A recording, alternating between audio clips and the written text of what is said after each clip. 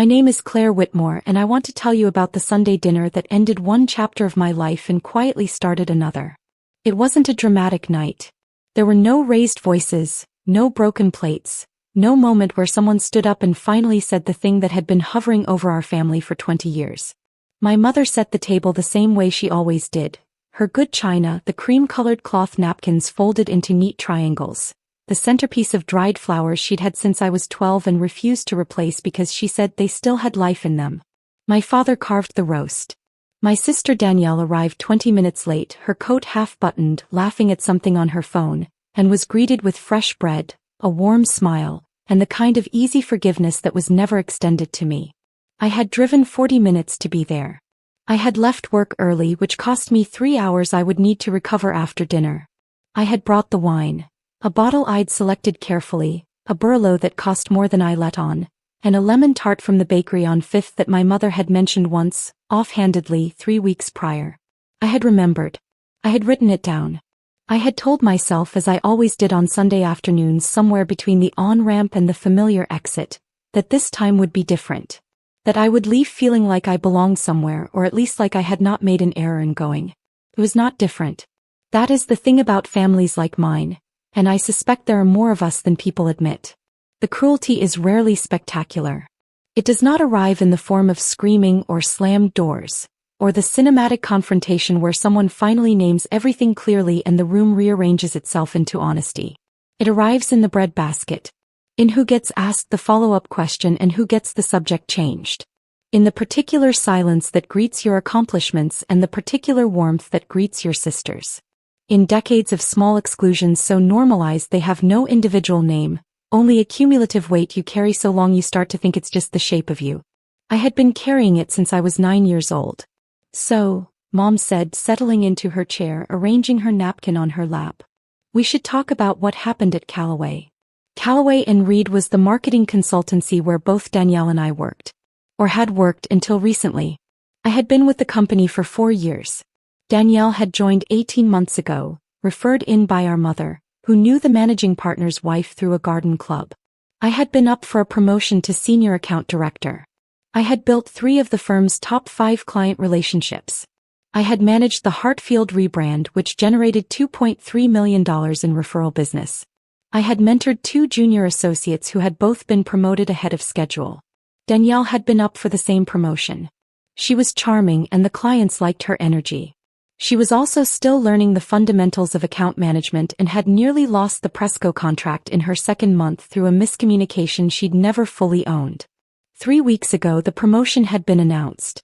Danielle got it. I already knew that. What I didn't know was that the conversation I was about to have at this dinner table had already been decided, scripted, and distributed to the whole family without my input. We're really proud of Danielle, Mom began, passing the bread basket to my father. She's worked so hard. She really deserves this. She does, Dad agreed, helping himself. I reached for my water glass. Good for her, I said, and I meant it to be neutral, which is how I meant most things I said in that house. You're not upset? Mom asked, and the way she asked it told me she wanted me to be. He wanted the reaction. She wanted something she could manage. I'm fine, I said. Because we talked about it, your father and I, and we think the company made the right call. She passed the bread basket toward me but kept her eyes on her plate. Danielle is a people person. She lights up a room. That matters in client-facing roles. I set down my glass. I want to be precise about what happened in the next 30 seconds. Because this is the part people always get wrong when I tell this story. They assume I snapped. They assume I defended myself. They assume I cataloged my achievements like a lawyer presenting evidence to a jury that had already reached a verdict. I did none of those things. I sat at that table in the house where I had grown up feeling like a guest and I listened. I let every word land exactly where my mother intended it and I noted it the way I had learned to note everything. You were always the slow one, Mom said, and she said it gently, which was almost worse. Not slow in a bad way. Just more internal. More in your head. Danielle connects with people instantly. That's a gift. Dad nodded. She's not wrong. Danielle, to her credit, said nothing. She looked at her plate. I have never been sure whether she felt guilty or simply bored. I excused myself before dessert. I thanked my mother for dinner. I drove home in the dark with the radio off, and when I got to my apartment I made tea and sat at my kitchen table and looked at my phone. There was an email I had not answered for 3 weeks. It was from Marcus Webb, Chief Executive Officer of Meridian Group, a regional holding company with 19 subsidiaries across logistics, marketing and operations, managing roughly $400 million in annual revenue across the Mid-Atlantic. Marcus was 52, measured, the kind of leader who asked one precise question in a room full of people performing certainty, and waited for the only person who gave a direct answer. I had met him at the Northeast Marketing Leaders Conference 18 months earlier, at a breakout session on integrated brand operations where I had asked the only question that led to an actual follow-up conversation afterward. We had stayed in contact. He had watched from a distance as I built my reputation at Callaway. He later told me that 2 of his portfolio CEOs had mentioned my name independently in the same quarter, which was the kind of coincidence he had learned not to ignore. 6 months ago he had approached me about a role. The role was Regional Director of Marketing Operations. It carried a base salary of $310,000 plus performance equity, an annual bonus structure tied to portfolio revenue growth, and a seat at the division leadership table with direct input into acquisition integration strategy. The portfolio I would oversee included 4 subsidiary brands, a team of 67 people across 3 states, a $34 million operating budget, and a mandate to rebuild the firm's external client-facing strategy from the ground up. It was also, as of last month, the role that had oversight responsibility for a newly acquired firm in the portfolio. That firm was Callaway & Reed. The acquisition had been finalized quietly over the preceding 6 weeks. Meridian had purchased a controlling interest through a holding vehicle that shielded the buyer's identity during negotiation. Standard practice in mid-market acquisitions where seller continuity depends on staff not panicking before the paperwork closes. That was why the managing partner had been in a series of unexplained closed-door meetings. Why 2 senior partners had abruptly resigned rather than navigate a transition of ownership. Why certain internal decisions, including the rushed promotion of a high-visibility account director, had been pushed through before the announcement, in the scramble to stabilize the org chart ahead of the reveal. I knew all of this because Marcus had walked me through the deal structure during our second conversation about the role. He had not offered it as a selling point. He had offered it as context, the way a serious person shares a complicated truth. He wanted me to understand exactly what I was walking into. I had held the offer for 3 weeks. I had told myself I was thinking it over, weighing stability against risk, familiarity against growth. Sitting at that kitchen table after Sunday dinner, the Barolo I'd brought half-finished on the counter, the lemon tart still in its box because no one had asked about dessert, I understood that I had not been thinking it over at all. I had been waiting. For permission. For reason. For the moment that made the answer obvious. My mother had just provided it. I opened the email. I typed 4 words. Marcus, I'm in. Monday. He replied in 11 minutes. Monday works. Welcome to Meridian. I did not tell my family. There was no announcement, no LinkedIn post, no Sunday dinner revelation timed for effect. I gave my notice at Callaway on Monday morning, thanked the managing partner professionally, and told my team that I was moving on to something that required my full focus.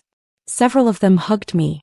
One of the junior associates, a 24-year-old named Kevin who had reminded me of myself at that age, asked if he could reach out if he needed advice. I gave him my personal email and told him to use it. My colleague Priya, who had sat next to me for 3 years, who had watched my proposals be reassigned and my client wins be footnoted and my ideas surface in other people's presentations without attribution, who had said nothing in those moments because she was protecting her own position and I had always understood that, hugged me for a long time in the parking lot and said quietly, "Wherever you're going, they're lucky." I told her I'd be in touch. I meant it. The first 2 weeks at Meridian were onboarding, executive briefings, portfolio reviews, introductions to division heads and the legal team and the integration committee overseeing the Callaway transition. My office was on the 14th floor of Meridian's downtown building. Corner placement. A view of the river. A door that closed and stayed closed and was my own. Marcus introduced me to the senior leadership team on my second morning. Claire spent 4 years building some of the most valuable client relationships Callaway has, he said in the way that people who value precision introduce people. She knows that business from the inside. She knows where the leverage points are and she knows where the gaps are. That's why I wanted her here at the beginning of this integration, not the middle. There was a Callaway managing partner on that call. He had promoted Danielle 3 weeks before the acquisition closed. He did not say anything when Marcus finished speaking. He looked at his notepad. I smiled and said I was glad to be there. I meant that too. No one in that room knew what I had left behind. No one needed to. My history at Callaway was not a secret, but it also was not the point. The point was what I was going to build from here. I spent my first 3 weeks reading everything. Client contracts, revenue structure, staffing hierarchies across all 4 subsidiary brands, recent performance reviews, exit interview summaries from the 2 partners who had left during the transition period.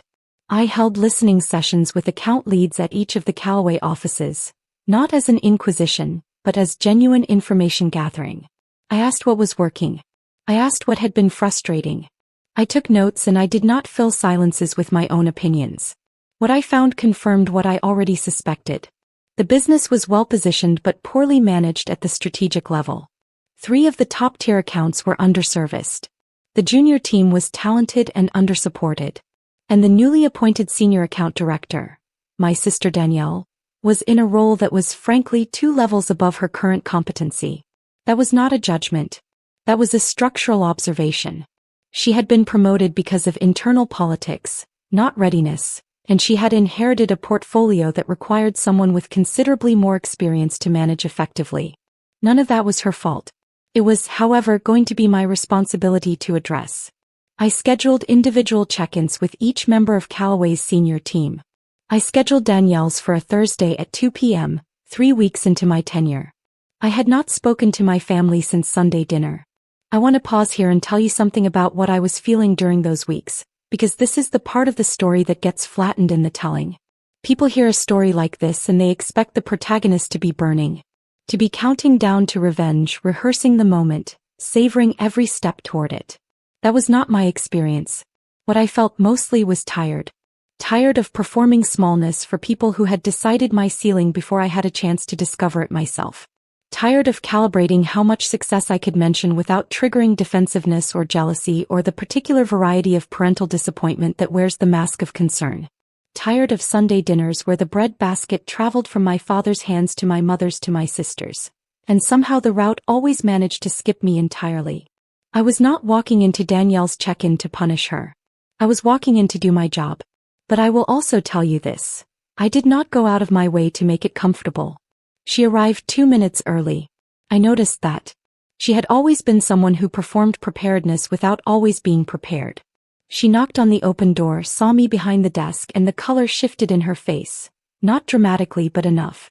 A fractional adjustment. A recalibration. "Claire," she said. "Danielle." I gestured to the chair across from me. "Thanks for making time." She sat. She set her portfolio on her lap. She was composed, which I respected, and she did not pretend the situation was normal, which I respected more. "I didn't know," she said before I could speak, "about any of this. The acquisition, you being here. I found out when they sent the org chart." "I know," I said. "I didn't ask for the promotion either. I didn't campaign for it over you. I want you to know that." I looked at her for a moment. She was telling the truth or a version of it. She had not engineered the situation. She had simply benefited from a system that had always run in her favor and never questioned it. "I believe you," I said. And I did. But that's not really what we're here to discuss. I slid the performance summary across the desk. It was a clean document. Objective metrics, client health scores, account growth rates, internal feedback from junior staff. It told a clear story without editorializing. She looked at it for a long moment. "The Presco account is the most urgent," I said. "Their satisfaction scores dropped 14 points in Q3. They have a renewal decision in 60 days. We need a recovery plan in place by next week. I've been working on it. I'll need to see what you have. Today if possible. We can loop in the client strategy team and build from there." I paused. "I'm not here to make this hard for you, Danielle. I'm here to make sure the portfolio performs. If you need support to get there, I'll make sure you have it. But the Presco timeline is non-negotiable." She nodded. She was quiet for a moment. "Does Mom know?" she asked finally. I set down my pen. Does Mom know what? That you're here. That you're my. She didn't finish the sentence. No, I said. Another pause. Are you going to tell her? I considered the question with genuine even-handedness. Then I said, I imagine she'll find out eventually. These things usually surface. I stood, which was her signal that the meeting was ending. Send me the Presco file before 5. We'll talk Friday. She stood. She picked up her portfolio. At the door she turned around once, and looked at me with an expression I had never seen on her face before. It wasn't anger. It wasn't embarrassment. It was something quieter than either. For what it's worth, she said, I always thought you were the smarter one. I held her gaze. I know, I said. The call with my mother came on a Saturday morning, 7 weeks into my role at Meridian. I was at my kitchen table with coffee, reviewing Q4 planning documents and a draft of the Presco recovery brief, when my phone lit up with her name. I let it ring twice. I watched her name on the screen. Then I answered. Good morning. Claire. Her voice had a particular frequency, high and controlled, words landing carefully, the register she used when she had prepared what she was going to say and did not want to be thrown off script. I heard something this week. From one of Danielle's colleagues at the firm. I wanted to hear it from you directly. What did you hear? Pause. She was deciding how to frame it, or she was waiting to see if I would fill the silence for her. I had spent 31 years filling silences for her. I let this one stay empty. That you're at the company that bought Callaway. That you're in a senior position there. That Danielle reports to you now. That's accurate, I said. The silence on her end lasted long enough that I could hear her breathing. Outside my window, a car passed slowly on the street below. The coffee was getting cold. And you didn't think to tell us, she said. It came out as a statement rather than a question, which meant she already knew the answer and wanted me to acknowledge the choice. I've been busy, I said. Claire. There was something shaking at the edge of her voice now. Not quite anger. My mother rarely permitted herself actual anger because anger required acknowledging that things had gone wrong, and she preferred to manage around that. What I heard was something closer to disorientation. The feeling of standing on ground you assumed was solid and discovering it is not where you thought it was. We said things at dinner. Your father and I. About the promotion, about your sister, about you. You said I was the slow one, I said. Not cruelly. Just accurately, the way you name a fact that has been sitting unnamed in a room for too long. She did not respond to that. I accepted the Meridian offer the same night, I continued. I had been holding it for 3 weeks. I wasn't sure I was ready to step out of something familiar. And then I sat at your table and listened to you explain very gently that my ceiling had already been established and the matter was settled. And I drove home and I opened my email and I typed 4 words. You should have told us. Told you what? Kept my voice level. I was not performing calm. I had genuinely arrived at calm, on the other side of weeks of very early mornings and work that asked everything from me and gave back something real in return. That I was considering a new position? That the company I'd spent 4 years building value for had been acquired, and the acquiring firm valued that work enough to put me in a room where it actually mattered? What would you have said, Mom? She didn't answer. Would you have said, congratulations, Claire, that makes sense, we always knew you had it in you? I asked. Or would you have said very gently that I was probably getting ahead of myself? That Danielle was really coming into her own? That I should be careful not to overestimate my... That's not fair. I know, I said. And I did. It was not entirely fair. People are not only their worst moments, and my mother was not only the woman at that dinner table. She was also the woman who had driven me to every debate tournament in high school, who had kept every school project I had ever made in a box in the closet, who had once, when I was 17 and had received a rejection letter from the first school on my list, sat on the edge of my bed for an hour without saying anything useful, and somehow the silence had been enough. He was complicated. I had always known that. It did not make the other things less true. I'm not calling to have a fight, I said. I'm telling you what happened. I made a decision. It was the right one. A long silence. Danielle is struggling, Mom said finally, and I recognized the pivot, the redirect from accountability to something she could manage, something she could fix, a problem she could organize around. She called me this week. He said the role is very demanding. She said you've given her a lot of responsibility very quickly. She's a senior account director, I said. The role comes with responsibility. That's the job. She said you've been professional. Pause. That you've been fair. I have been. She said you've been more than fair actually. Another pause, longer this time. She said she didn't realize before. She said she thinks you've been carrying a lot of this for a long time at Callaway. Things that didn't get attributed. I was quiet for a moment. Yes, I said. That's correct. My mother exhaled. It was a long breath, the kind people release when they are putting something down they have been holding for too long without knowing it. I didn't know, Claire, she said finally. Her voice was smaller than I had ever heard it. About what you'd built. About what you were capable of. I thought I did and she stopped. I looked at you through a lens I set a long time ago and I never thought to question it. I held the phone. Outside, the city went about its morning. People with nowhere particular to be on a Saturday. A dog. A bicycle. The ordinary architecture of a life moving forward. I know you didn't, I said. That's the part I've had to sit with. She did not apologize that morning. Not in the way the word is usually meant, clean and direct and asking for nothing in return. But 2 weeks later, a card arrived in my mailbox. My mother's handwriting on plain stationery she kept in the desk in the study. No preamble, no explanation of what she was writing around. Said, I think I have been looking at you through the wrong lens for a very long time. I don't fully understand what that cost you. I would like to. I set it on my kitchen windowsill. I didn't throw it away. By the end of Q1, the Callaway integration was on track. Presco renewed their contract. A 3-year agreement 22% above the previous rate.